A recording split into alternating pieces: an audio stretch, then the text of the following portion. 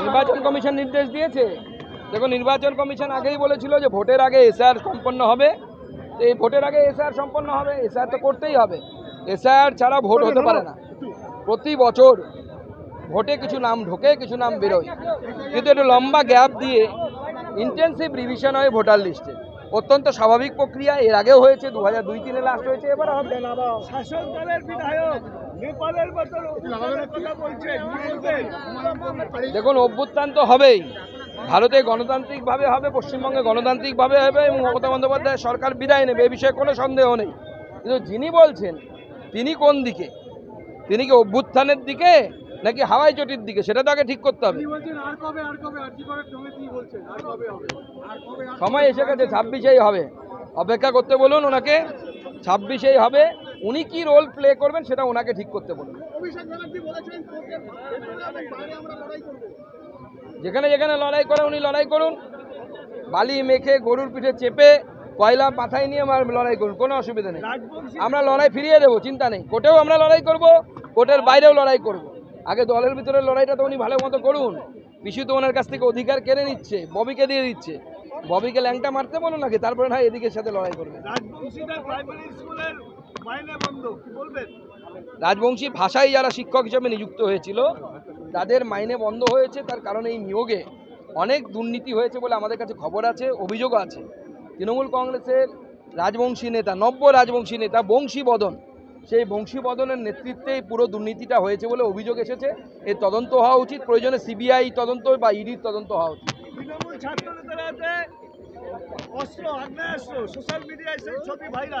দেখুন, তৃণমূল নেতা চুরি করবে, রেপ করবে, তার সাথে হিংসা করবে, অর্থাৎ হাতে তরোয়াল হোক, বোম হোক, বন্দুক হোক, কিছু তো নিয়ে একটা করবে, নাহলে তৃণমূল মানায় নাকি? তৃণমূল মানাবেই না, না হলে তৃণমূল তো ওটাতেই তৃণমূল।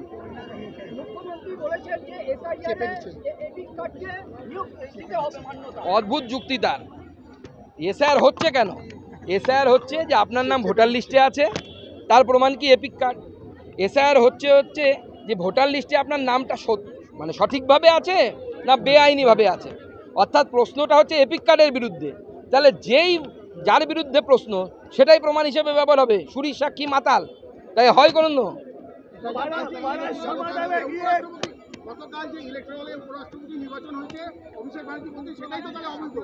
কেন অবৈধ?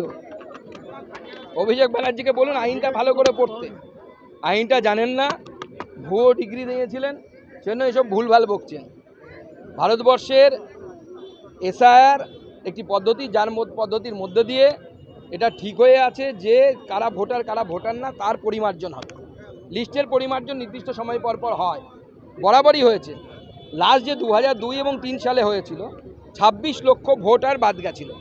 তাহলে তখনকার তার আগের সরকারগুলো অবৈধ ছিল, তাই হয় করুন না। তার পদ্ধতি, সেই পদ্ধতিতে সমস্ত কিছু হচ্ছে।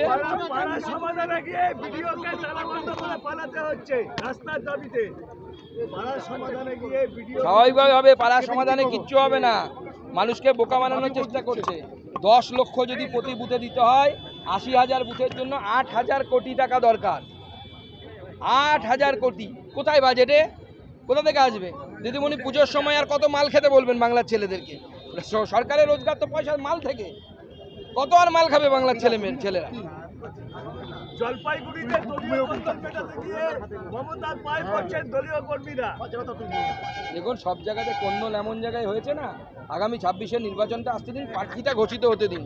তৃণমূল কংগ্রেসের কটা প্রার্থী হবে দেখুন। কে বলেছে? মামার বাড়ির আবদার নাকি?